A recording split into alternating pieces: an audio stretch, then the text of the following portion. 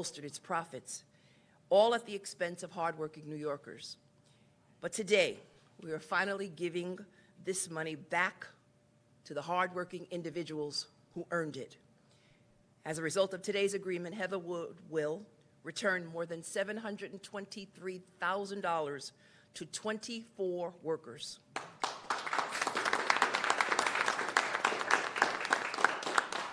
That money accounts for all the wages that they were denied, plus interest and benefits. Heatherwood will also pay a penalty to the city and state for violating the provisions of this tax program. The city will receive almost $1.1 million and the state $636,000.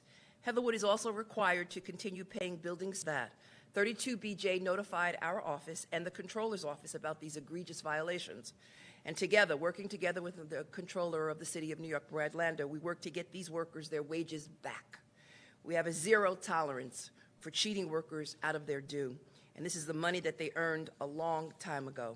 I want to thank the Comptroller, Brad Lander, and 32BJ for their critical partnership on this case and their efforts to protect workers' wages and their rights. Workers are the backbone of New York, and the hardworking members of 32BJ certainly have built this city, and they continue to represent the middle class, and it's important that they get their fair due, and it's important that they get the benefits that they are entitled to under the law. Again, it's important that individuals understand that they attempted to cheat all taxpayers, but they were caught.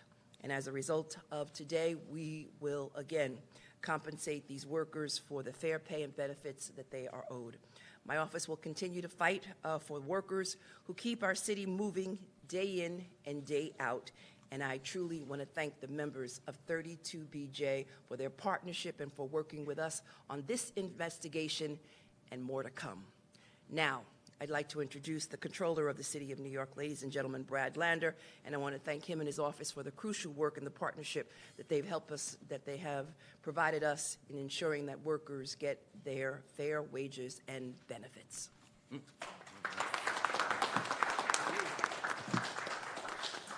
Thank you so much, Attorney General. It's great to be standing with you and 32BJ and these workers today, and New Yorkers are really proud of the work that you are doing as our Attorney General. We are lucky to have you as the people's lawyer in the state of New York. It is a great day when workers get paid what they're owed and when cheaters get held accountable. And that's what's happening here today, right now, thanks to this partnership. And it doesn't happen by accident. It happens because folks organize and work together. We're grateful for the opportunity to work together with the Attorney General and her great team. We are also so fortunate to work together with SEIU 32BJ. You know, it's worth remembering first that there would not be prevailing wage requirements in the 421A tax break if it were not for organizing. Right? It didn't get written that way because that was how, somebody in Albany wanted it. It got written that way because workers organized and said, if the city is going to give millions and millions of dollars to developers to build new housing, then the workers who keep those buildings safe, who keep those buildings clean, they need and deserve to be paid a prevailing wage. You heard the wages the Attorney General said. Folks are not becoming, millionaires, but they at least are able to feed their families and pay their bills in expensive New York City. And it would be wrong to allow developers to get millions of dollars in tax breaks and then pay poverty wages to their workers. But that's how it would be if it weren't for the organizing work that 32BJ did to make that the case. And then in this case, there can be rights on the books, but if workers don't know about them, if they don't know where to go and complain, if no one tells them their rights, then those rights are not worth that much. But in this case, after working together to make sure that prevailing wages are required in exchange for 421A tax subsidies, in this case, those workers, when they were getting cheated, hooked up with 32BJ and were informed of their rights and knew to come to our office and to go to the Attorney General. And that's where this started. Then the investigation begins. And I'm real proud of the team in our office who did such great work at both of these buildings that Heatherwood had broken the rules at. And I want to thank the Bureau of Labor Law staff who are here today, Jose Quiroz, the investigator on the case, Frank Gonzalez, his supervisor and the director of investigation, Caroline Friedman, the Bureau of Labor Law attorney, Eduardo Perez, director of outreach, Stu Rimmel, director of audits, Dean Kokoris, who's our assistant controller for labor law, and our general counsel, Justina Rivera, who are working hard every day to protect workers and who showed up in a big way to protect the Heatherwood workers. So let's hear it for them and their work. Yay. Thank you, Bureau of Labor Law. And I want to be clear, this money is not a gift. This is money that these workers earned. And so when we distribute $723,324 to those 24 building service employees that were cheated out of their prevailing wages, they're not getting a bonus, they're not getting a present, they're not getting a gift. They're getting what they earned. And it should not have taken an investigation, a complaint, and a settlement. But boy, I'm glad to live in a state where there were other developers like Heatherwood that think they might cheat our city and our state out of tax dollars, and even worse, cheat workers out of the money that they are owed. We are serious about these laws, and we have further investigations underway, and we are going to make sure that workers get paid what they're owed. That is how we do it in New York City. Is that right? Yes. All right. I didn't get to do this yet, so I'm going to do it now too. 32. All right. That is fun. Thank you so much to your fantastic leader, Kyle Bragg, to all the workers and organizers here at 32BJ, to the Bureau of Labor Law and the staff in the Controller's Office, and to our fantastic Attorney General. Thank you. Thank you. So the Controller of the City of New York will be issuing those checks very shortly. One, this is why unions are important. This is why unions are so critically important. 24 workers, janitorial staff, concierge staff, individuals who represent the salt of the earth, their wages were stolen. And they are all represented by this wonderful labor union, someone who speaks on behalf of working people each and every day. It's the reason why all of us have a weekend off. It's because of labor. And the gentleman who represents this wonderful union is Mr. Kyle Bragg of 32. BJ. Kyle Bragg. So, first I want to thank our amazing State's Attorney General, Letitia James, for her work across issues in the state that engage working people and protect them against this type of behavior. I want to thank our controller, City Controller, Brad Lander, who has been a proven champion in this city for many, many years, coming out of council and showing us how effective his office as controller can be to protect workers in the city, and their partnership holding Heatherwood accountable to $3 million settlement for these workers who have earned it and deserve it, and to make sure that workers who are strong enough and brave enough to stand up, like Catherine and Elizabeth and Nikawa, did I say that right?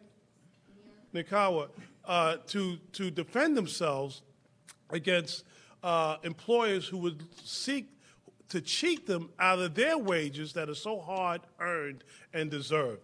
They don't need that pittance of money because they are more than wealthy. But they would deprive these workers of their opportunity to earn what they deserve and what the law requires. And what this does is send a signal, as Brad has said, to other employers. In this city, in this state, you will not get away with cheating workers out of their just due. You will not break the law and get away with it. And that's why I'm so proud to stand here with them to say to the city and to the state and to all the employers in our city and our state that, like these workers, they understand here, we understand here at 32BJ, when we stand together, we win together. When we fight together, we win together. And so, again, look out there. If you're looking to cheat workers, you got the wrong city, you got the wrong state, because we have the champion of the people right here with us that's going to hold you accountable. So thank you very much. and all across this country. That's right, no one is above the law, and that also includes developers. Our next speaker is Elizabeth Hernandez. She's one of the workers impacted by Heather Wood's wage theft. She worked in Brooklyn, in the Brooklyn property, and she is here today to share her experience. Ms. Hernandez?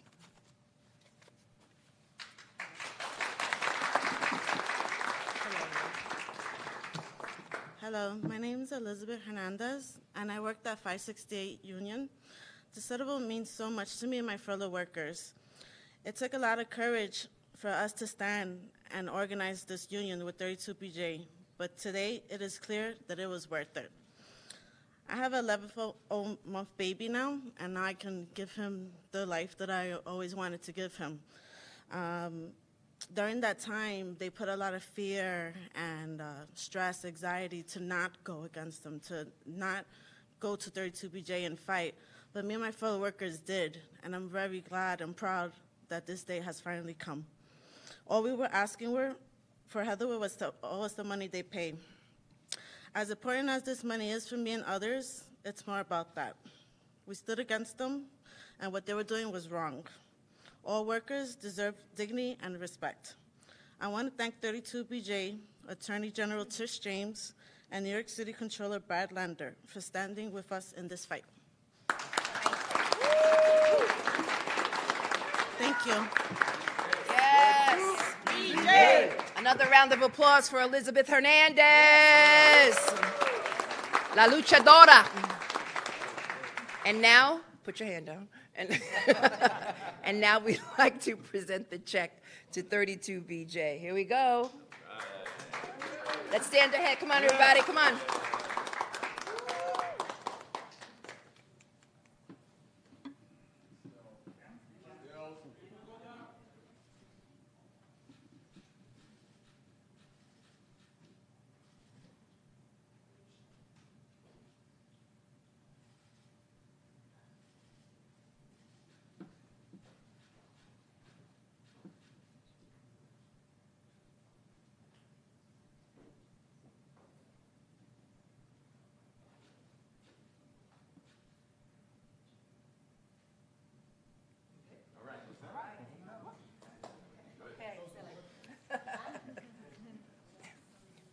Since you had your hand up first. Yes, we did it. You did. Yes.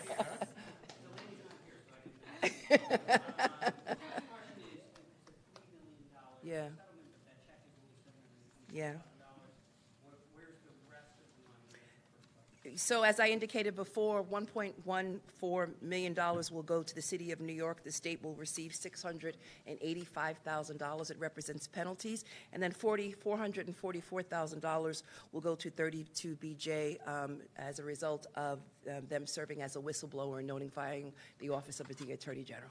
And just to be clear, workers are getting everything that they are owed, right? So you calculate what were they supposed to be paid, what were they paid, and every worker gets paid up to the prevailing wage, and then the remaining amounts Right. are essentially penalties to prevent others. And it's not only their back pay, it's also interest on their back pay as well. Heatherwood has a lot of other properties. Yeah. How confident are you that this was only taking place at these two buildings? So we've done an investigation. They own 5 other properties, and they've only applied for 421A as it relates to these 2 properties. One other thing I'll just say about Heatherwood here is that because this was the finding was of willful misconduct, if there's any additional findings at these 2 buildings of failure to pay prevailing wage anytime in the next 6 years, they could lose their property tax break entirely.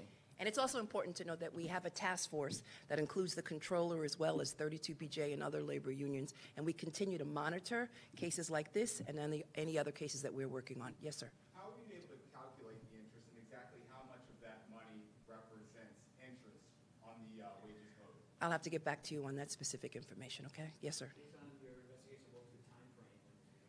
So it was a period of time. This complaint goes back a number of years, and as a result of the information that was provided to us by 32BJ, we had to go over a series of documents and complaints, and it took a number of years, but it dates back to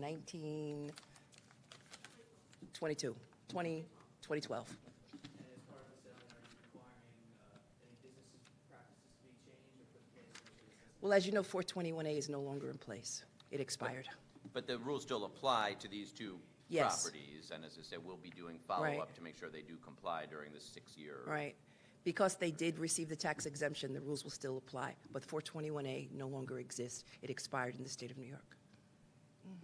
$6,000 for individual workers based on their title and their seniority. And this amount includes what they were owed plus 16% interest, to answer that young gentleman's question. Can I ask you about the settlement you announced this morning with the pediatric dentist? Yeah. Oh, okay. Okay. Sorry. Thank you all for coming. All right. Nice job. Thank you.